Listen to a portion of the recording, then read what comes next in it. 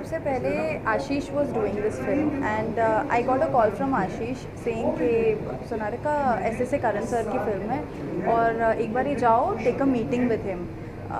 And मैं गई। तब तक मुझे फ़िल्म के टाइटल के बारे में कुछ नहीं पता था। मुझे बस ये पता था कि हाँ, करण सर एक फ़िल्म बना रहे हैं, I am going for a meeting. मैं गई तो सबसे पहले करण सर ने फुल ब्लास्ट पे मुझे गाने सुनाए, सारे हिंदुत्व गाना सुनाए। मैंने सारे गाने सुने, मुझे बड़ा अच्छा लगा सब कुछ। फिर सर ने बोला हमारी फ़िल्म का टाइटल है हिंदुत्व। आई सेड सर, इसे हिंदुत्व। आई सेड सर, हम क्या इसके थ्रू हम क्या कहने की कोशिश कर रहे हैं। तब सर ने मुझे थरो नरेशन दिया पूरा। जब सर ने नरेशन दिया तो मुझे एक ऐसा एहसास हुआ, एंड मैं बहुत ही ब्रूटली ऑनेस्टली ये चीज़ एक्सेप्ट करती हूँ, एक्नॉलेज भी करती हूँ पब्लिकली, कि जब मैंने ये सारी चीज़ें सुनी तो मुझे ऐसे लगा मैं किस रॉक के अंडर रह रही थी या मैं किस बबल में रह रही थी। मुझे नहीं पता ये सब आप किन चीज़ों के बारे में बात करें। सुना है, हाँ, कानों कान लोग बात करते हैं, कभी चर्चा होती है, पापा लोग किसी से बात कर रहे हैं, ये वो, but I didn't know to what extent matters कितने इंटेंस थे। सर ने सारी चीज़ें समझाई, मुझे बहुत कुछ सीखने को मिला। आई रिमेंबर पूरे टाइम सर से चिपकी रहती थी, सर और बताइए ना, इसका मतलब क्या है, इसका मतलब क्या है। आशीष मिल जाता था, आशीष से पूछ लेती थी, पापा से अपने पूछ लेती थी।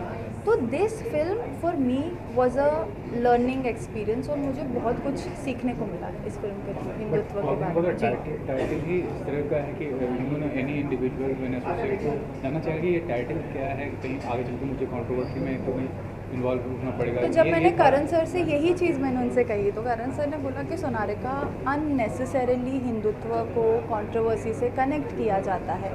जब उन्होंने मुझे पूरी फिल्म नरेट की, देखिए अगर हम सिर्फ ट्रेलर की बात कर रहे हैं अभी, तो ट्रेलर काटा ही इस तरह से जाता है, उसको क्रिस्प होना होता है, उसको एजी होना होता है, कि वो आप 2 घंटे की चीज़ पूरी 1 मिनट में दिखाने की कोशिश कर रहे हैं। That is not the film. हमारी फिल्म कोई एक पर्टिकुलर एजेंडा को एक गलत लाइट में नहीं दिखा रही है। हम हर जो प्रेवलेंट मुद्दा है उन सब पे थोड़ी थोड़ी लाइट डाल के उनके बारे में डिस्कस कर रहे हैं इस फिल्म के थ्रू। पर हमारी फिल्म का ऐसा कोई मैसेज नहीं है कि हम हेट स्प्यू कर रहे हैं, हम किसी को सुपीरियर बोल रहे हैं, किसी को इन्फीरियर बोल रहे हैं। That is not the agenda of the film. But still I mean what do you think कितना ज़रूरी है, खासकर ये जो विषय है जी। अभी के माहौल में अगर देखा जाए, पीपल वेरी सेंसिटिव, वेरी या social media is so strong कि हर छोटी बात का एक मुद्दा बन जाता है, भले ही उसका ज़्यादा मतलब ना हो। बिल्कुल। तो हाँ। तो ये फिल्म के माध्यम से क्या सीखने को मिलेगा एक इंडिविजुअल्स को, खासकर कम्युनिटी की बात करें तो? जी नहीं, क्या है ना कि आप सही कह रहे हैं कि हर आजकल तो छोटी से छोटी बात को एक बहुत बड़ी अपने आप में कंट्रोवर्सी बना दिया जाता है। पर इस टाइम एंड एज में मुझे जेन्युइनली लगता है कि हिंदुत्व जैसी फिल्म की ज़रूरत है, जहाँ पर हम हिंदुत्व के आसपास जो ये नेगेटिव एयर है उसको हम क्लियर कर रहे हैं, और इस फिल्म के थ्रू हम क्लियर कर रहे हैं। और मेरे जैसे लोग जिनको मैं अंकित के भी बारे में बोलूँगी, अंकित भी बिल्कुल मेरी ही नाव में सवार था। तो हम जैसे लोग जिनको इस चीज़ के बारे में इतना नहीं पता है, I would request the youth, not just the youth, everybody to just go give it a chance. कुछ नहीं तो आपको 2 चीज़ें आप सीख कर ही वापस आएंगे। लेकिन आपका ये किरदार दोनों है, हिंदू जी। है, मुस्लिम है, तो कितना टफ रहा है दोनों कैरेक्टर के? नहीं, मैं हिंदू मुस्लिम नहीं है किरदार, मैं हिंदू ही हूँ। नहीं, अच्छा ये जो कहानी बताया गया हिंदू मुस्लिम के बारे में, तो लव जहाज के बारे में बताया गया, कितना टफ था, मतलब मैसेज के बारे में कुछ आगे बवाल भी हो सकता है। मैं जेन्युइनली आपका क्वेश्चन नहीं समझ पा रही हूँ। एक्चुअली हिंदू मुस्लिम के बारे में बताया गया है जी। तो लव जहाज के बारे में भी बताया गया। लव जहाज, हाँ, हाँ, तो उसके बारे में क्या कहना चाहेंगे? लव जिहाद की बात कर रही है। अच्छा लव जिहाद की बात कर रहे हैं। ओके। मैं ये कहना चाहूँगी कि as an actor, in all honesty, हमारे भी ओपिनियंस होते हैं, चीज़ों पर ओपिनियंस होते हैं, ठीक है। और एज अ ह्यूमन वो मेरा राइट है कि मैं किस चीज़ पे कमेंट करना चाहती हूँ और किस चीज़ पे नहीं करना चाहती हूँ। एज एन एक्टर, नैरेटिव को वो लाइन उस वक्त जस्टिस कर रही थी, और जब आप शायद फिल्म देखेंगे तो आपको भी समझ में आएगा कि वो लाइन इस तरह से क्यों बुनी गई है और मैं क्यों इस मूवी में उस लाइन को उस टाइम पर बोल रही हूँ। इसके अलावा मैं इस टॉपिक पर और कुछ भी नहीं बोलना चाहूँगी। और हाँ, सपना मेरे किरदार का नाम है, वो एक NRI दिखाई गई है और ये सपना की जर्नी है हिंदुत्व का असली मतलब डिस्कवर करने की। लास्टली आज का जो माहौल है ना, जी। As far as TV artist are concern, बड़े बड़े प्रोजेक्ट्स बन रहे हैं। अभी मौनी आई थी हाल ही में जी, ब्रह्मपुत्र में, जी। और भी आर्टिस्ट हैं जिनको अच्छा, ये कितनी अच्छी बात है। परसेप्शन जो था टीवी आर्टिस्ट और फिल्म आर्टिस्ट, वो परसेप्शन खत्म हो रहा है। देखिए, मैं इन ऑल ऑनेस्टी कहना चाहूँगी कि मुझे नहीं पता लोग क्या कहते हैं, पर मेरे हिसाब से तो ये परसेप्शन नहीं ख़त्म हो रहा है। एक डिवाइड है, एंड आज की डेट में भी people do look down upon TV actors. I don't know ये क्यों है, कौन ऐसा आएगा जो इस एयर को क्लियर करेगा, या आई डोंट नो ये कब चेंज होगा। मैं बस इतना कहना चाहूँगी कि as a TV actor, been in the TV industry for the past decade और so, I think maybe 10-11 years, अब भी मैं हाथ पैर मार ही रही हूँ, अपनी कोशिश कर रही हूँ, पूरी तरह से अपनी तरफ से कोशिश कर रही हूँ, मेहनत कर रही हूँ। अब देखते हैं आगे स्टोर में क्या लिखा हुआ है। ओटीटी मीडियम जो वेब जी, सीरीज हैं, जी। फीमेल सेंट्रिक प्रोजेक्ट्स बन रहे जी, हैं, जी। सिर्फ फीमेल्स ही हीरो भी हैं, हीरोइन भी हैं, बिल्कुल। सारे किरदार पे छाई हुई हैं, वो कितना एक पॉजिटिव साइन है। ये बहुत ही एक पॉजिटिव साइन है, and honestly, in all honesty, I feel like कि द फ्यूचर इज़ डिजिटल। और जिस हिसाब का कंटेंट आ रहा है, और मैंने खुद भी अभी एक वेब शो कंप्लीट किया है पूरा, तो जिस हिसाब का कंटेंट आ रहा है ना, बड़ा मज़ा आता है। As a consumer also I am very excited and thrilled देखने के लिए कि अच्छा हम और क्या ऑडियंसेस को ऑफ़र कर रहे हैं। मैं खुद एज एन ऑडियंस और एज अ परफॉर्मर दोनों की बात कर रही हूँ। जी, थैंक यू सो मच। एक तो करण सर की फिल्में देखकर, उनकी लिखी हुई फिल्में देखकर, उनकी निर्देशित फिल्में देखकर हम लोग बड़े हुए हैं हमारे बचपन में, और उन सभी फिल्मों के डायलॉग्स, उन सभी फिल्मों के गीत, संगीत, वो आज भी रेजोनेट करता है। उनको हमें सबको याद है, वो दिल जले हो, दिल वाले हो। और जब ऐसे सीजन राइटर, डायरेक्टर से आपको कॉल आता है, तो एक तो आप obviously you feel little happy, और and then you feel little nervous कि वो क्या आपको ऑफ़र करेंगे। सो जब मैं वहाँ पहुँचा तो उन्होंने हिंदुत्व सबसे पहले तो शीर्षक शेयर किया, तो मेरे कान खड़े हो गए। फिर उन्होंने पूरी स्क्रिप्ट सुनाई। चूँकि मैं व्यक्तिगत तौर पर भी इस विषय वस्तु से काफ़ी करीब हूँ, और I really I have always felt that there is a dire need to set the narrative correct with respect to Hindutva, और उसके सराउंडिंग जो एक नैरेटिव, एक ऑर्केस्ट्रेटेड नैरेटिव बिल्ड किया गया है सिर्फ शब्द भर के आसपास इर्द गिर्द। तो I think we needed a story which sets the narrative right, sets the narrative straight, और आज के यूथ को वो एक एग्जैक्ट मिरर इमेज, एक आईना उनके समक्ष रख के, जिसमें वो सही और गलत का फैसला खुद कर पाएँ। टीवी इंडस्ट्री में इतने सक्सेसफुल होने के बाद आपका इमेज इतना अच्छा क्रिएट हुआ है, बताइए फिल्म को लेकर आप सोचते थे कि मुझे एज अ फिल्म में कास्ट किया जाएगा, what kind of project did you wanted to be part of, और what kind of role you wanted to do? I always, be it television, be it OTT, be it films, mediums never mattered to me. What mattered to me was stories, what mattered to me was characters, and what mattered to me was that कि हम उन कहानियों को सामने लेकर आएँ जिनकी आवश्यकता है, जो कुछ कहती हैं। एंटरटेनमेंट येस उनका होना ही, entertainment is a part of it. Entertaining way में वो कुछ कहें, वो आप कुछ लेकर साथ में जाएँ, और that is all I always wanted, and that is who I am as a person also. And अमूमन लोगों को ऐसा लगता है कि फ़िल्म मिले तो मैं हीरो बन जाऊँ और रोमांटिक फिल्म करूँ, गाने गाऊँ और रोमांस करूँ हीरोइन के साथ, फिजिकल बॉडी दिखाऊँ, एक्शन करूँ। वो अपनी जगह ठीक है, बट आई थिंक उससे ज़्यादा इम्पॉर्टेंट ये है कि आप किन कहानियों को कहना चाहते हैं, कि किन कहानियों का हिस्सा होना चाहते हैं। मेरे पूरे बॉडी ऑफ वर्क में वही झलकेगा आपको, वो चाहे चंद्रगुप्त मौर्य हो, वो श्री राम हो, वो मोदी हो, पृथ्वी वल्लभ हो, या फिर अब हिंदुत्व हो। सो इन सभी किरदारों का एक अपना महत्व रहा है हमारे देश के अंदर, और वो जिस भी तरीके से रहा है, मैं बस उन्हीं कहानियों को कहना चाहता हूँ, उन किरदारों को सामने लाना चाहता हूँ जो रेलेवेंट हैं हमारे समाज के लिए, हमारे आज के यूथ के लिए और हमारे देश के लिए। आपकी जो को स्टार हैं सुनील, उन्होंने बताया कि जैसे मैंने पूछा उनसे कि एक परसेप्शन है टीवी स्टार, फिल्म स्टार्स को लेकर, ये परसेप्शन कहाँ तक गलत और सही मानते हैं? क्योंकि आर्टिस्ट होता है, लेकिन कई लोग ऐसे परसेप्शन होते हैं ये टीवी स्टार है तो इसकी इस तरह की इमेज है, वो फिल्म स्टार्स है, जबकि सारे टीवी स्टार्स बड़े जितने आज के फिल्म स्टार्स हैं, शाहरुख सर हो गए, इरफान सर है, सुशांत की बात कर लें, सब ने बहुत अचीव किया। आप क्या कहते हैं, ये जो परसेप्शन है कितना गलत है, सही मानते हैं? बिल्कुल सही है। परसेप्शन सिर्फ टीवी एक्टर्स को लेकर या एक्टर्स को लेकर नहीं होता है। हम अपनी आम ज़िंदगी में ना हम सभी बहुत ही जजमेंटल, हम सबको लेबल करते हैं, हम नोशंस बनाते हैं, हम सब के अंदर ये आदत होती है और यही आदत जो है ये फिर प्रोफेशनली भी आती है और जो कि बहुत ही सही वाजिब सी बात है।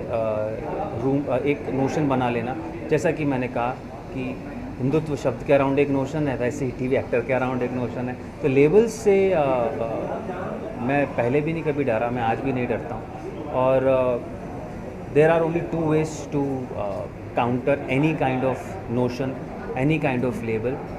You crib about it, you cry about it, आप रोएं, आप उसके सल करें, आप गालियाँ दें, आप सब लोगों को बोलें कि हाय हाय तो छाती पीटें, या एक कंस्ट्रक्टिव वे में आप उसको you take it in a stride and you create work and you create your own space and that's what I believe in.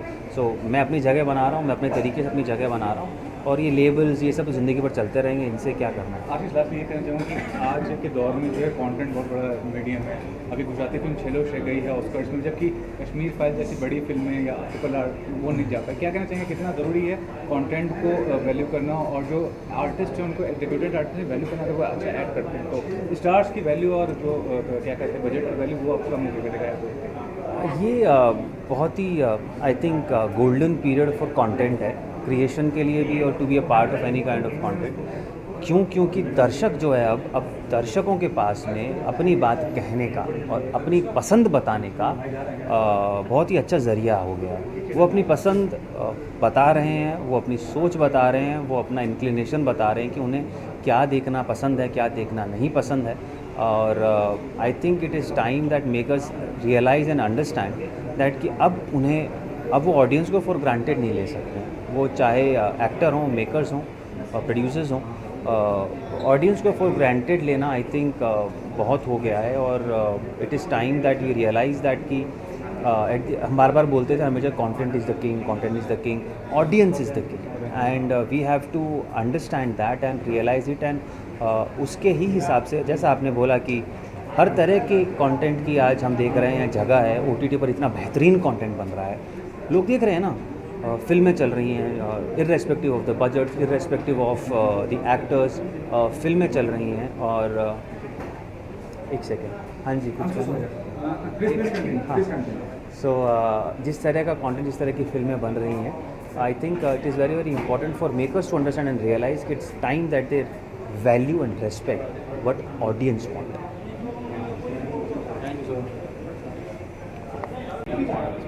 ये तो the first time I read the whole concept, let them talk. Okay, first time जब मेरे पास ये script I थी, पहले तो जब मेरे पास फर्स्ट टाइम स्क्रिप्ट आई थी, मेरे को नाम भी नहीं पता था कि हिंदुत्व होने वाला है। कास्टिंग डायरेक्टर ने बस मुझे एक स्क्रिप्ट भेजी कि भाई ये करके आना है, एक मूवी आने वाली है उसके लिए। तो मैंने वो स्क्रिप्ट बनाई, उसको परफॉर्म किया घर पे, क्योंकि लॉकडाउन का टाइम चल रहा था, हमें सबको याद होगा। तो मैं घर से ऑडिशन बनाया और मैंने फॉरवर्ड कर दिया। I got selected. फिर मुझे नेक्स्ट राउंड के लिए बुलाया गया, जहाँ पे प्रॉपर कैमरे लगे हुए थे and everything. There was an actress, there were actors, जो कोई भरत का रोल कर रहा था। तो Karan sir was very clear about my character कि ये समीर के लिए ही फिट है। So that was one very good thing कि करण सर से मेरे को ये क्लैरिटी मिली कि वो कभी भी मेरे को भरत के लिए नहीं देख रहे थे, because he new the kind of personality, the kind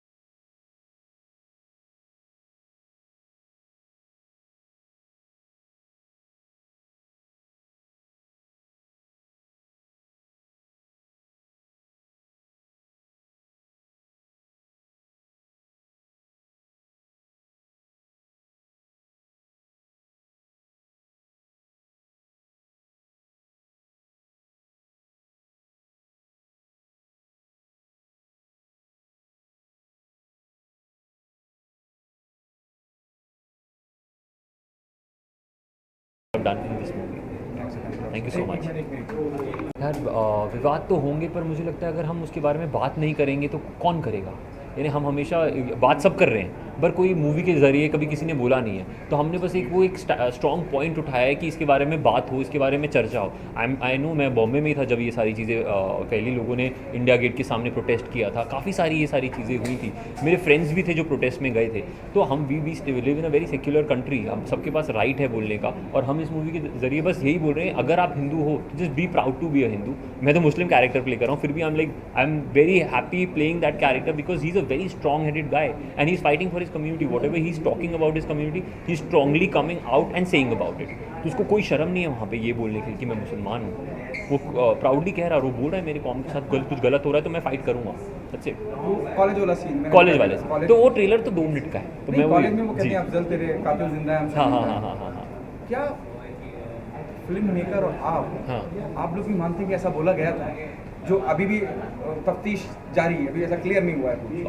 यानी यूनिवर्सिटी, अब आई एम श्योर करण सर की अपनी खुद की रिसर्च बहुत स्ट्रॉन्ग होगी उस पूरे नरेटिव को लेके, as he won't portray it like that. ऐसा कुछ हुआ होगा, he must have got into the news and stuff, तब उनको वो न्यूज़ मिली होगी और इसलिए ये आगे पोर्ट्रे हुआ है। So I am sure the study has been thoroughly done before portraying anything, because you know how things are so sensitive these days. आप कुछ भी बिना कोई नरेटिव के नहीं डाल सकते। सो आई एम श्योर ऐसा कुछ हुआ होगा where he got this idea from. नहीं, अभी सब कुछ लीगली चल रहा है, अभी कुछ फैसला नहीं आया उस मुद्दे पे, जी, उस बयान पे। हाँ, आपको लगता है कि ये अभी क्योंकि कोर्ट के समक्ष है पूरा का पूरा, और फिर भी ट्रेलर में डाल दिया गया? ये हम तो कॉलेज यूनिवर्सिटी की बात करें कि यूनिवर्सिटी के अंदर ऐसी कोई चीज़ें नैरेटिव निकल के आई होगी। And you know how universities things are, like university college में हमेशा 2 पार्ट्स होते हैं। वो एक पॉजिटिव डिस्कशन करते हैं तो नेगेटिव, पर ट्रेलर में जो पॉजिटिव वाला पार्ट है वो भी आएगा जब आप मूवी देखेंगे, तो the positive part is still to come. Thank you. मैंने जब हिंदुत्व टाइटल रजिस्टर करवाया था 2018-19 में मेरा ख्याल है, तब इतना बहुचर्चित नहीं था, मुझे भी नहीं मालूम था कि ये इतना बहुचर्चित हो जाएगा और इतना कंट्रोवर्शियल हो जाएगा। तो अब मुझे सिर्फ जब भी कोई कहता है कि आपने इतना कंट्रोवर्शियल टाइटल क्यों रखा, तो मैं उससे कहता हूँ यार मेरा जीने का तरीका, धर्म, सनातन, ये कब से कंट्रोवर्शियल हो गया? तो हिंदू फोबिया है इसलिए कंट्रोवर्शियल हो गया, क्या बात है? तो मुझे लगता है कि मैंने बहुत दिल ही नहीं बल्कि आत्मा से भी फिल्म बनाई है, और ये कंट्रोवर्सी नहीं, ये मेरी तरफ से इट्स एन इमोशनल फिल्म, और वो आपको झंझोड़ के रखती है। आज के वक्त में आपको क्यों लगा कि इस टॉपिक पे फिल्म बननी चाहिए? ज़ाहिर है लगेगा ही कि इस टॉपिक पे फिल्म बननी चाहिए, क्योंकि इतना ज़्यादा वो विवाद में है। तो मैं हिंदू के तौर पे कम से कम ये तो क्लियर कर दूं कि हिंदुत्व का मायने क्या है, उसके बाद आपको जो बोलना है बोलिए। और दूसरी बात ये है कि क्यों नहीं बननी चाहिए, ये एक बड़ा सवाल होना चाहिए। बननी तो चाहिए, हम तो बोलते हैं बननी चाहिए, क्यों नहीं बननी चाहिए एक बड़ा सवाल है। यही सवाल का जवाब दिया है करण जी ने पिक्चर को बनाकर, फिल्म को बनाकर। और हिंदुत्व देखिए कोई टॉपिक नहीं है, ये सब नज़रिए पे डिपेंड करता है। जो दर्शक है उसका नज़रिया, वो किस नज़रिए से देख रहा है, वो उसको टॉपिक देख रहा है, प्रोपेगेंडा देख रहा है, क्या देख रहा है। हमारे लिए एक बहुत वास्ट सब्जेक्ट है, बहुत गहरा सब्जेक्ट है, और करण जी उसको लिख रहे हैं, अभी लिखने की कोशिश कर रहे हैं और लिखते ही जा रहे हैं। भाग 1 से इन्होंने शुरुआत की है, आगे आप भाग 2 देखिए, भाग 3 देखिए। मेरे ख्याल से वो गहराई को बढ़ते हुए देखेंगे, अपने दिलों में भी और करण जी के दिलों में भी। जब लोगों तक इस फिल्म के बारे में पता चल रहा है और प्लेटफॉर्म पे पता चल रहा है, तो आप लोगों को कॉल्स आते होंगे, तो ऐसे किसी के कॉल्स या इस टॉपिक को लेकर कि आप इस पे करें, हम भी आपके साथ हैं, ऐसा कुछ? वो तो अब जो भी है खुले में है, ट्विटर पे है, फेसबुक पे है, इंस्टाग्राम पे है, यूट्यूब पे है, सब खुले में है कि हम आपके साथ हैं, ये फिल्म सुपरहिट होगी। और कुछ ऐसे भी कमेंट्स हैं जो कि आपको कहते हैं कि आप ये फिल्म जो है बनाकर आप क्या करवाना चाहते हैं, आप और नफ़रत फैलाना चाह रहे हैं। और नफ़रत फैलाना चाह रहे हैं, जब मैं ये कमेंट पढ़ता हूँ तो मैं कहता हूँ चलो कम से कम जिसने कमेंट दिया वो तो ये माना तो सही कि नफ़रत है, तो हम उसे एड्रेस नहीं करेंगे कोई ज़ख़म है, आप क्या करते हैं, छुपा देते हैं उसको। आपको छुपाना नहीं चाहिए, क्योंकि वो छुपाने से वो ज़ख़म और गहरा होता जाएगा और संगीन होता जाएगा। तो मैंने इस बात को मान लिया है कि ये ज़ख़म है समाज में, उस बात को एड्रेस कर लेते हैं, उस पर चर्चा कर लेते हैं, उसका समाधान ढूंढ लेते हैं। तो मेरी फिल्म हिंदुत्व अगर चर्चा बढ़ा सके, जो तकलीफ़ें हैं समाज में, 2 कम्युनिटीज़ के बीच, 3 कम्युनिटीज़ के बीच, जो भी है, तो उसका समाधान तभी मिलेगा ना। चर्चा के बगैर कैसे मिल जाएगा? डॉक्टर के बगैर आपको इलाज कैसे मिल जाएगा? और सवालों का जवाब तो देखिए ऐसा है, वो दिक्कत तब आती है जवाब देने में जब आप असल ज़िंदगी में भी एक किरदार निभा रहे होते हैं। तो हम कोई किरदार नहीं निभा रहे, किरदार फिल्म के अंदर निभाया जाता है। अब जो कुछ है वो सच्चाई के साथ है, सच्चाई से जवाब दीजिए। मुझे लगता नहीं उसमें कोई आपको झूठ बनाने की या कुछ उसको छेड़खानी करने की ज़रूरत है, तो जवाब देते जाएंगे। अनुपम खेर जी के साथ में आपकी बहुत अच्छी दोस्ती है, तो इस फिल्म में क्या हो किसी एक छोटे रोल या किसी चीज़ में नज़र आपने उनको अप्रोच किया था? अनुपम के बारे में मैंने सोचा ज़रूर था, लेकिन रोल इतना छोटा निकला मेरे फाइनल ड्राफ्ट में कि मैंने सोचा कि मैं इतने छोटे रोल से तो अप्रोच करूँगा नहीं उसे। वो मिस्टर भट्टी और चुट्टी में मेन रोल कर चुके हैं मेरे साथ और खूब कॉमेडी की है, हमने एंजॉय किया वो फिल्म अब्रॉड शूट करते वक्त। मैं नहीं चाहता था कि छोटा रोल अनुपम करे।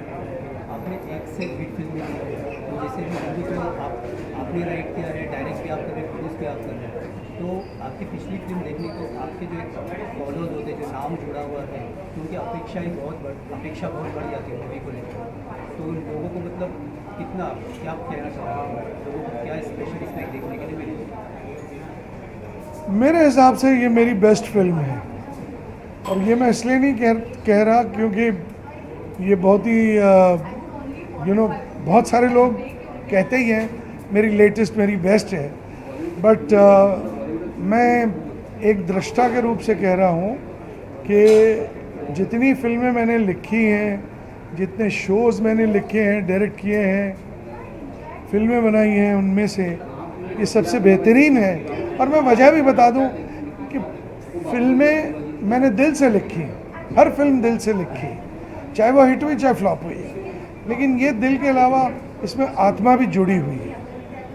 इस फिल्म में जो टीम काम कर रही है वो भी बहुत बेस्ट है, तो वो उसको और भी अच्छी तरीके से इसको मार्केट कर पा रहे हैं, इसको सच्चाई के साथ पेश कर पा रहे हैं, और इसको हम कोने कोने में, देश के कोने कोने में पहुंचाने की कोशिश कर रहे हैं, लोगों के दिलों तक पहुंचने की कोशिश कर रहे हैं, और हिंदुत्व को दोबारा जगाने की कोशिश कर रहे हैं। तो टीम को बहुत बड़ा श्रेय जाता है। हमारी सभी टीम, चाहे वो मेन पर्दे के बड़े किरदार हों या फिर जो बैक एंड पे काम कर रहे हैं, जो मार्केटिंग टीम्स हैं, जो सोशल मीडिया टीम्स हैं, सभी बहुत अच्छे से, बहुत जस्टिफाइड तरीके से एक अपनी सोशल रिस्पॉन्सिबिलिटी के साथ इस फिल्म का प्रचार कर रहे हैं। Thank you. मैं उस टाइम ना परमावतार श्री कृष्णा और कथ हनुमान जय श्री राम सीरियस लिख रही थी। सो मुझे करण जी ने बोला कि हम लोग हिंदुत्व नाम की एक फ़िल्म बना रहे हैं, तो आप एक बार इतना सारा आपने माइथो शोज़ लिखे हैं, आप एक बार ट्राई कीजिए, क्योंकि ये हमारी मातृभूमि की कहानी है और सनातन धर्म की बात है। तो मैंने कहा ठीक है हम लोग फिर जब मैंने सिचुएशन सुनी तो मुझे कहानी बहुत अच्छी लगी एंड मैंने उस गीत को लिखा। तो ये जो विषय है, ये जो सब्जेक्ट है, आपको लगता नहीं है कि जब इस तरह के विषय के लिए आप गाने लिखते हैं तो थोड़ा कॉन्ट्रोवर्शियल होने का चांस रहता है, क्योंकि सेंटिमेंट्स और इमोशंस और रिलीजियस एस्पेक्ट जो है वैसे इस गाने में हम अगर बात करेंगे तो एक भी वर्ड ऐसा नहीं लिखा है, मैंने एक भी शब्द ऐसा नहीं लिखा है कि जो कि कंट्रोवर्सी क्रिएट करे, क्योंकि इसमें हमने कभी किसी की भावनाओं को ठेस पहुंचाने वाली बात लिखी ही नहीं है इसमें, क्योंकि हमारा सनातन धर्म हिंदुत्व प्रेम सिखाता है, सद्भावना सिखाता है, सौहार्द सिखाता है और संस्कृति की बात करता है। तो हिंदुत्व से सभी लोग कुछ सीखते ही हैं। ये भी जानना चाहूँगा कि आपका पास्ट का जो बैकग्राउंड रहा है प्रोफेशनल, कैसे शुरुआत की आपने इस करियर की, जो पास्ट में क्या है, क्या फ्यूचर प्लानिंग है आपका इस करियर को लेकर बताइए। मैंने काफ़ी साल से काफ़ी सारी फिल्में लिखी हैं, जैसे कि मैंने सतीश कौशिक जी की कागज़ फिल्म लिखी है, पंकज त्रिपाठी उसमें एक्टर थे, एंड पेपॉन ने मेरा गाना गाया था। एंड इससे पहले भी मैंने काफ़ी सारे टीवी सीरियल्स, माइथो सीरियल्स लिखे हैं, बहुत सारी फिल्में लिखी हैं, और अभी आने वाली भी मेरी बड़ी फिल्में कुछ आने को हैं, वो जो अपकमिंग है। भविष्य में मैं चाहती हूँ कि मैं इसी सारी मतलब सभी प्रकार की एंटरटेनिंग और हर एक अच्छे टाइटल पे, अच्छे कहानी पे मैं गाने लिखूं और लोगों को एंटरटेन करूँगी।